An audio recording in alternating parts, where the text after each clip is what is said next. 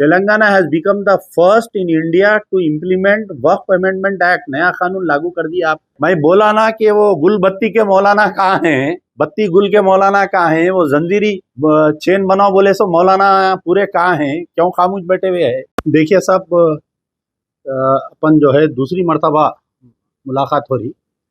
ये जो वक्फ amendment act जो लागू किया गया है, जो नया वक्फ एक्ट आया मोदी प्राइम मिनिस्टर बनने के बाद में, अप्रैल 2025 में पार्लियामेंट में एक बिल पेश करे थे वक्फ अमेंडमेंट बिल के नाम से। उसके बाद में जो है अगस्त 2024 में ये बिल को पार्लियामेंट में पास करने के बाद में सदर जमहूरिया की साइन के बाद में ये एक्ट बना। और एक्ट बनने के बाद में दौरान ये अप्रैल 2025 से अप्रैल 2024 से अगस्त 2025 तक, जब तक यानी बिल पेश होके एक्ट बना, जब तक जॉइंट पार्लियामेंट्री कमेटी भी बैठी। जो मेजर अपोजिशन पार्टीज है, कांग्रेस, समाजवादी पार्टी, इसकी टूथ एंड नेल मुखालिफत किए। और जितने उलमा मशाइखीन All India Muslim Personal Law Board के सदर मौलाना खालिद सैफुल्लाह रहमानी, बशमुल AIMIM के असदुद्दीन ओवैसी, पूरे लोग इसकी मुखालिफत की। और मुखालिफत में रेवंत रेड्डी साहब हमारे चीफ मिनिस्टर भी बहुत आगे आगे पेश रहे ये करने के लिए।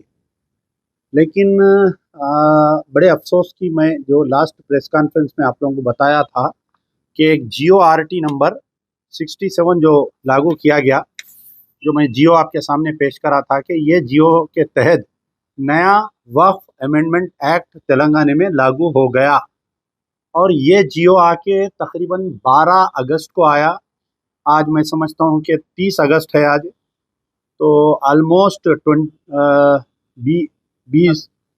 18 दिन हो गए। 18 दिन हो गए, लेकिन इस जियो के ऊपर कोई जवाब देने के लिए राज़ी नहीं। ना वक्फ बोर्ड के चेयरमैन की वजाहत आई, ना मोहम्मद अली शब्बीर साहब जो माइनॉरिटी एडवाइज़र है तो CM के, उनका कोई बयान आया। All India Muslim Personal Law Board के सदर मौलाना खालिद सैफुल्लाह रहमानी साहब का नहीं आया। जो बत्ती गुल का जो एहतजाज कर रहे थे, वो बत्ती गुल वाले मौलाना गुल हो गए, उन्होंने गायब हो गए।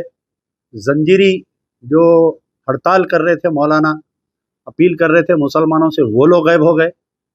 तो बहरहाल ये जियो के ऊपर तमाम उलमा, मशाइखीन, सियासी कायदीन, अपोजिशन लीडर, ख़ास तौर पर कांग्रेस के अक़लियती कायदीन पूरे गायब है, इसके ऊपर नहीं दे रहे हैं जवाब। फिर मैं इसमें आपको ये भी बताया था कि ये जियो कैसा निकला।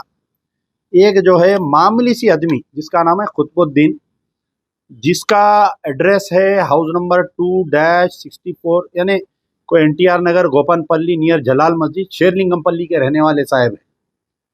तो ये जियो आने की मेन वजह यह है कि असदुल्ला साहब जो चीफ एग्जीक्यूटिव ऑफिसर है, उन्होंने कुछ सियासी कायदीन के नाजायज़ हरकतों को इन्हों नहीं कर रहे थे। यानी कुछ ऐसे प्रॉपर्टीज़ है, प्राइम प्रॉपर्टीज़, जो सियासी कायदीन कब्ज़े में हैं, उसको नो ऑब्जेक्शन इन्हों नहीं दे रहे थे इन्हों। तो उसमें एक मेजर प्रॉपर्टी जो है खम्मम की एक प्रॉपर्टी है, जो अब मौजूदा कैबिनेट में एक मिनिस्टर है, प्रॉपर्टी का नो ऑब्जेक्शन दियो बोल के।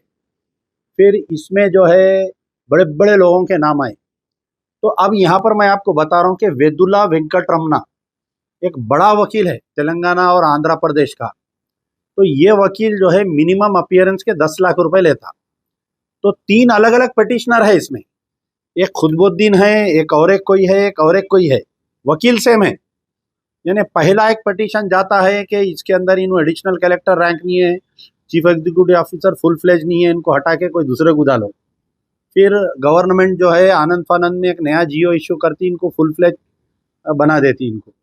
फिर उसके बाद में ये खुदबुद्दीन साहब वही वकील वेदुला वेंकटरमना को रख के हाई कोर्ट में अप्रोच होते हैं, जिसका फैसला 5 अगस्त 2025 को आता है कि न्यू वक्फ अमेंडमेंट एक्ट के तहत कोई हिंदू या कोई मुस्लिम, दोनों में से किसी एक को to the rank of joint secretary cadre, joint secretary cadre के ऑफिसर को इसके अंदर इम्प्लीमेंट करो बोल।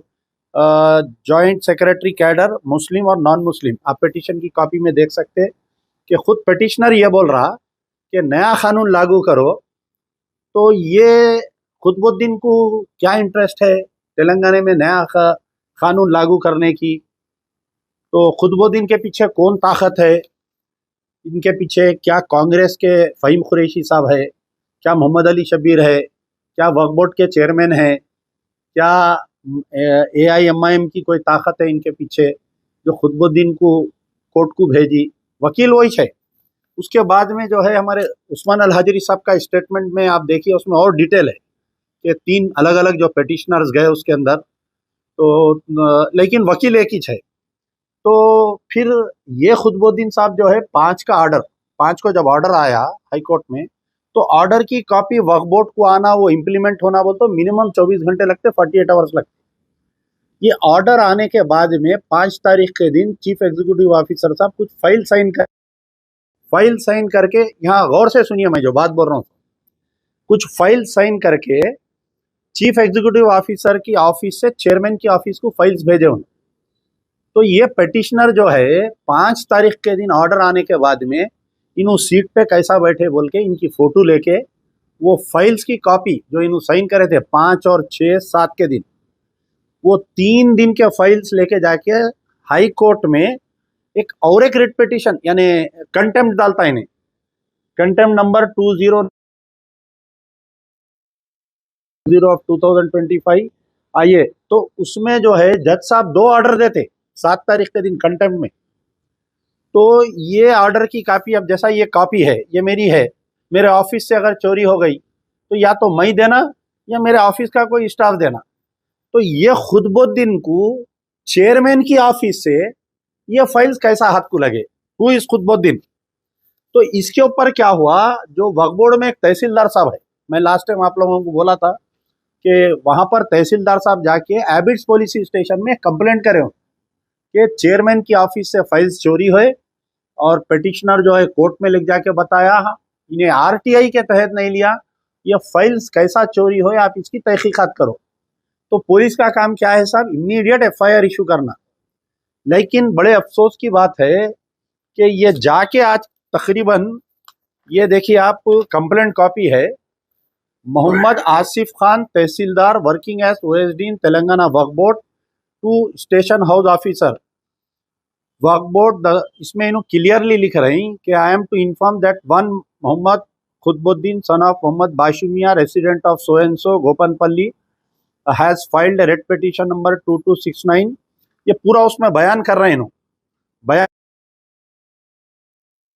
अहम फाइल जो कोर्ट में इन्हों बताए, इसमें है file number 10, file number 05, file number 550। ये कंप्लेंट कॉपी है, देखिए ये चीफ एग्जीक्यूटिव ऑफिसर यानी तहसीलदार एबिट्स पुलिस स्टेशन में कंप्लेंट कर रहे हैं कि खुतबुद्दीन जो हाई कोर्ट में फाइल्स बता रहा है ये हमारी ऑफिस से चोरी किए गए फाइल है। तो एबिट्स इंस्पेक्टर आज 7 तारीख के दिन गया, 18 दिन होने को आ रहा, अभी तक FIR इशू नहीं करे। तो कौन सी ताकत है जो ये FIR इशू होने से ये तहकीकात को रोक रही? क्या चेयरमैन साहब दबाव डाल रहे हैं कि इसके ऊपर तहकीकात नहीं होना बोलकर? क्या मोहम्मद अली शब्बीर साहब डाल रहे हैं? क्या फ़हीम कुरैशी साहब डाल रहे हैं?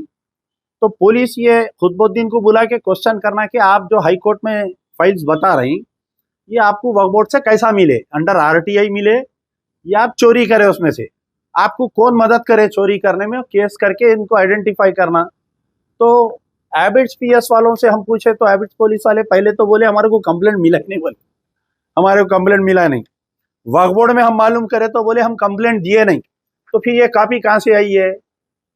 ये देखिए आप, ये तहसीलदार की सिग्नेचर है वक्फ बोर्ड की। तो बहरहाल ये कंप्लेंट के ऊपर अभी तक FIR क्यों इश्यू नहीं हुआ?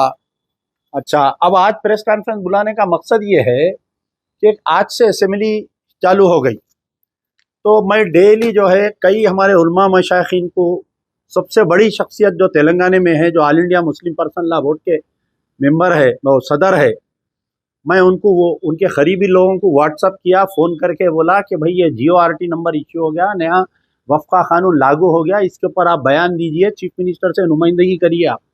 लेकिन 18 दिन हो गया उनका जवाब नहीं आ रहा।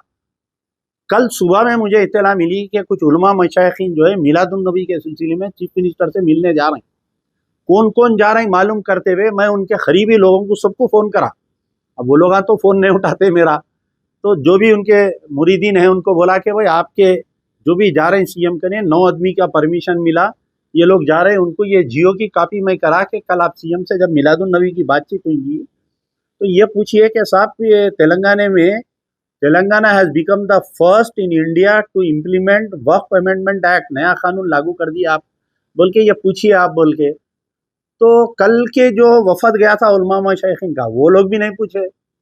कल जुम्मा आया था, जुम्मे के खुतबे में अक्सर खुतबे का मायना क्या होता है कि मौजूदा हालत पे हमारे जो खुतबा देने वाली शख्सियतें रहती वो लोग बयान करते। तो तकरीबन पूरे तेलंगाना के जितने बड़े बड़े जो अलग अलग तंजीमों से ताल्लुक़ है, एनजीओ से है, बोलिए सियासी तंजीमें आए, कल जुम्मे में ही आप ऐलान करिए कि ऐसा हुआ, अपना एहतजाजी बयान जारी करिए बोल के कई लोगों को बोला मैं, कोई बोलने को तैयार नहीं है। ये इसमें मकसद ये है कि कुछ लोगों को समझ में नहीं आ रहा ये इश्यू क्या है। कई लोग जो है डर रहे हैं बोलने के लिए इसके ऊपर कि किसी की हमारे को हिदायत नहीं मिली, अभी हम अभी से क्यों बोलना बोल के। तो मजलिस इत्तेहादुल मुस्लिमीन के असदुद्दीन ओवैसी की इस मसले पे खामोशी हमको इस बात की शक व शुबात देती है, क्या एमआईएम के लोग भी इसके ऊपर इसके पीछे है क्या? खुतबुद्दीन के क्यों खामोश है भाई? जब आप खुतबुद्दीन के पीछे नहीं है तो हंगामा कर देना था। खैर अब जो हो गया हो गया, अभी भी वक्त है। अब जो मौजूदा असेंबली का सेशन चल रहा है, मैं जो है यहाँ तक कि मैं केटीआर साहब को व्हाट्सअप किया, जो बीआरएस के मुस्लिम कायदीन ने हमारे महमूद अली साहब को करा, हमारे शेख अब्दुल्ला सोहेल साहब को करा, सबको करा, वो लोग भी खामोश है बैठे हुए। या तो मसला नहीं समझ में आ रहा इन लोगों को, या नहीं तो डर रहे हैं इस मसले पे बोलने के लिए, या मैनेज हो जा रहे हैं। तीनों में से कोई एक हो सकता है।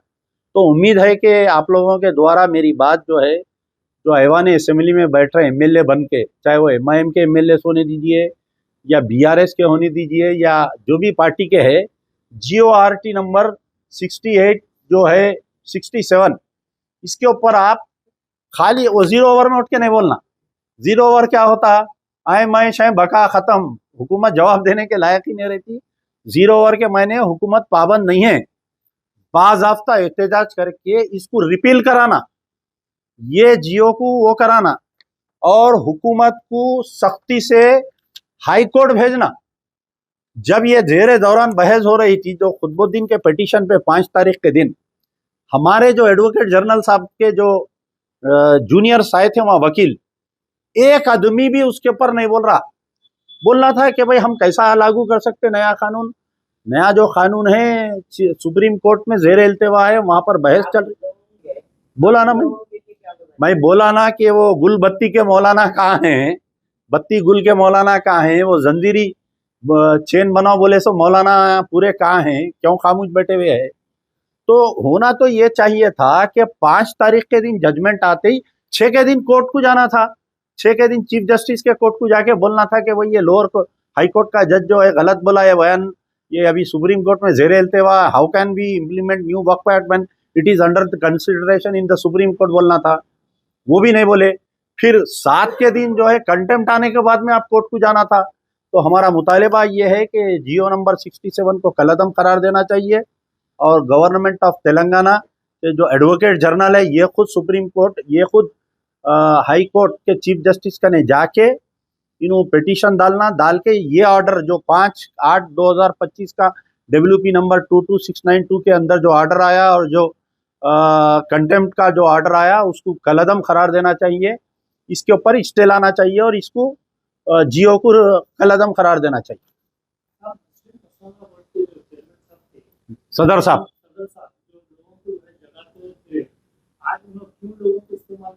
आपसे मैं गुजारिश कर रहा हूं कि मैं आपको गाड़ी ड्राइवर देता हूं, मेरी गाड़ी में बैठ के आप अभी भी वो हैदराबाद में उनका मदरसा जो है शाहीन नगर में, जहां पर उनका मदरसा है, मदरसे से 50 या 100 कदम दूर खबरस्तान साफ हो गया परसों बालापुर का। तो all India Muslim Personal Law Board के मौलाना खालिद सैफुल्लाह रहमानी साहब और उनके फर्जन जो बत्ती गुल का जो एहतजाज कर रहे थे और जो चेन में जो ला रहे थे बाहर खवातीन को बयाना उनके फर्जन, तो 50 कदम 100 कदम दूर निकल के एहतजाज नहीं करे, वक्फ बोर्ड का खबरस्तान साफ हो गया तो आप जाके जो है ये जियो की कापी और ये जो पुलिस कंप्लेंट की कापी उनको दीजिए।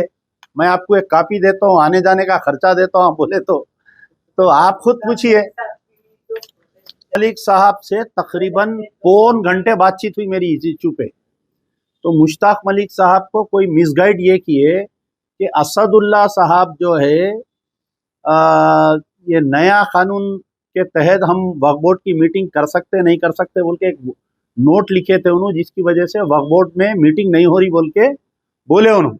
मैं बोला अपने को असदुल्ला से कोई हमदर्दी नहीं है, उन्होंने रहो या उन्होंने जाओ, लेकिन ये जियो 67 हमारे लिए बहुत खतरनाक है। ये आप जियो इसके ऊपर बोलिए आप बोल के उनको बोला हूँ मैं। इंशाल्लाह मैं समझता हूँ आज या कल में उन्होंने जॉइंट एक्शन कमेटी की मीटिंग भी बुलाएंगे इस सिलसिले में। देखिए सबसे पहले मोहम्मद अली शब्बीर साहब इजलास बुलाए थे, तो अब मोहम्मद अली शब्बीर साहब कहीं को खामोश है। आप लोग जाते ना भाई सेक्रेटेरिएट को डेली कॉल करके फोन इन प्रोग्राम लगाइए उनका, भाई ये 67 जियो क्या है ये बोल के पूछिए। आप सियासी सलाहकार है या माइनॉरिटी एडवाइजर है, आपके बगैर नोट के फाइल कैसा गई सीएम का नहीं, ये बगैर सीएम के जियो नहीं निकलता, खाली प्रिंसिपल सेक्रेटरी माइनॉरिटी वेलफेयर नहीं निकलता ये जियो, सीएम का ने जाती फाइल साइन होके आती है। और जो भी माइनॉरिटी रिलेट जैसा गवर्नमेंट एडवाइजर है उसके चेंबर से जाती फाइल, तो क्या ये उन्होंने नहीं देखे होंगे ये फिर ये बार बार वकील एक ही रहा वेदुला वेंकट रमना, लेकिन पिटिशनर बदल रही वक्फ बोर्ड के कारकर्दगी के ऊपर। तो ये कौन है भाई, ये ताकत कौन है, ये मालूम करना चाहिए ना सब ने मिलके।